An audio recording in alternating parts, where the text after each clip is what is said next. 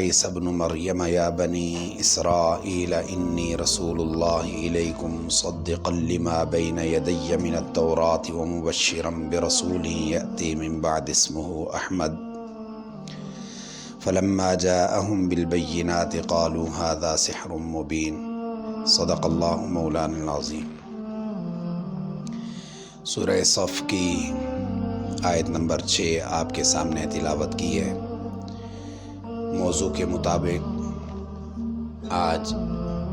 24 دسمبر ہے، آئندہ آنے والے کل میں 25 دسمبر ہے، اور بہت سے اہل ایمان بے شعوری میں سیدنا عیسیٰ علیہ السلام کی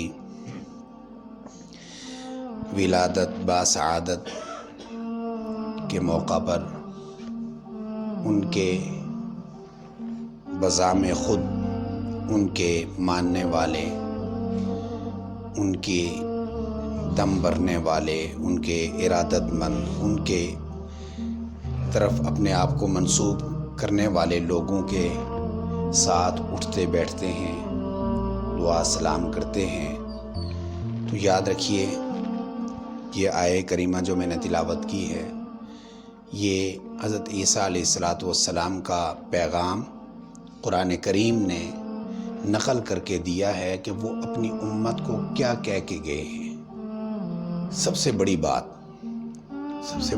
اس لیے کہہ رہا ہوں کہ کوئی اور کہہ دیتا کہ حضرت عیسیٰ نے یہ کہا ہے تو کچی بات ہوتی۔ حضرت عیسیٰ علیہ السلام کے بارے میں اللہ کا قرآن کہہ رہا ہے وَإِذْ قَالَ عِيسَى ابْنُ مَرْيَمَ يَا بَنِي إِسْرَائِيلَ إِنِّي رَسُولُ اللَّهِ إِلَيْكُمْ، اپنے بارے میں سب سے پہلے کہا کہ میں اللہ کا رسول ہوں، تمہاری جانب آیا ہوں۔ بنی اسرائیل سے کہا مصدقا لما بین یدی من التوراة، جو پیچھے کتاب گزری ہے تورات، اس کی تصدیق بھی کر رہا ہوں۔ مبشرا برسول یأتی من بعد اسمہ احمد، میرے بعد ایک اور رسول آنے والے ہیں جن کا نام احمد ہے،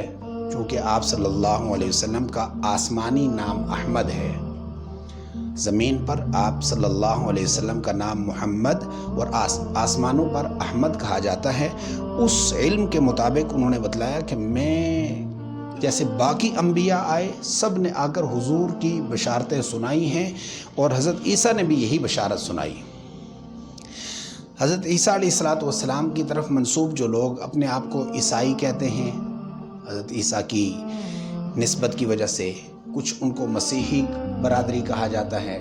وہ اس وجہ سے کہ حضرت عیسیٰ علیہ السلام کا ایک لقب مسیح ہے، اس وجہ سے ان کو کہا جاتا ہے۔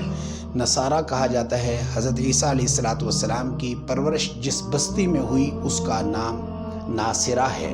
اس کی طرف منسوب آپ کو نصارہ کہا جاتا ہے، یا آپ کے حواریین، یا آپ کے جو مددگار، جو آپ کے صحابہ تھے، ان کو نصارہ کہا جاتا تھا، انصار کی وجہ سے، مدد کی وجہ سے۔ من انصاری الی اللہ جو انہوں نے کہا تھا، تو اس کے جواب میں جنہوں نے حواریون نے کہا تھا نحن انصار اللہ، ہم انصار ہیں، اس اعتبار سے ان کا نام نصارہ پڑا۔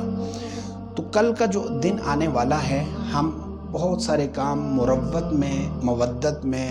لاشعوری انداز میں کر جاتے ہیں، حالانکہ وہ ہوتا گناہ ہے۔ معنی یہ کہ کل کے ہونے والی ان کی تقاریب میں ایک کرسمس ڈے یا عید ان کے ہاں سے منائی جاتی ہے۔ اس عید میں وہ کرتے کیا ہیں؟ وہ نعوذ باللہ ثم نعوذ باللہ حضرت عیسیٰ علیہ السلام کے بارے میں نظریہ یہ رکھے ہوئے ہیں کہ وہ ابن اللہ ہیں، نعوذ باللہ، اور اس پر ان کو مبارکباد دینا مطلب یہ ہے کہ اللہ تبارک و تعالیٰ جو لم یلد ولم یولد ہے، نہ وہ کسی کے ہاں پیدا ہوا اور نہ اس کے ہاں کوئی پیدا ہوا، وہ بے احتیاج ذات ہے۔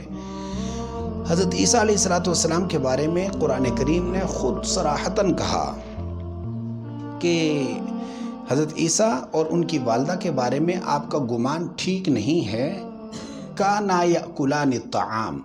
وہ دونوں حضرت عیسیٰ اور ان کی والدہ کھانا کھاتے تھے۔ قرآن کریم نے یہ جو کھانا کھانے کا لفظ استعمال کیا ہے، اس وجہ سے کہ بعض لوگوں کا گمان یہ تھا کہ حضرت عیسیٰ الہ ہیں، یا حضرت عیسیٰ کی والدہ الہ ہیں، ان دونوں کی نفی کر دی کا بالکل الہ نہیں ہو سکتے، اس لیے کہ یہ کھانا کھاتے تھے، اور جو کھانا کھانے والی مخلوق ہے یہ زمین و آسمان کی ہزاروں چیزوں کی یہ محتاج ہوتی ہے، اور جو چیز محتاج ہو، جو ذات محتاج ہو، وہ الہ نہیں ہو سکتی۔ اس لیے کل کی تقاریب میں بھولے سے بھی انوالو نہ ہوں، شریک نہ ہوں، دور رہیں ان کے ساتھ، اور باتیں ان کے ساتھ جو علاقائی اور جو محلے داری ہے وہ اپنی جگہ پر ہے، لیکن دین اور ایمان کے اعتبار سے ان کے ساتھ اگر اس مبارکباد میں شریک ہوئے، کیک کے کاٹنے میں شریک ہوئے، ان کی تقاریب میں شریک ہوئے، تو گویا یہ دین اسلام سے دوری کا باعث بننے والا ہے۔ دعا فرمائیں کہ اللہ تبارک و تعالیٰ ان کو بھی نبی کریم صلی اللہ علیہ وسلم کی اتباع نصیب فرمائے، اور کم از کم درجہ یہ ہے کہ وہ اپنے نبی کی بات مان کر کے جس نبی نے حضور کی بشارت سنائی ہے ان کی اتباع کرتے ہوئے حضور کی غلامی انہیں بھی نصیب فرمائے، ہم سب کو نصیب فرمائے۔ وآخر دعوانا الحمدللہ رب العالمین۔ قل يا عبادي الذين أسرفوا على أنفسهم لا تقنطوا من رحمة الله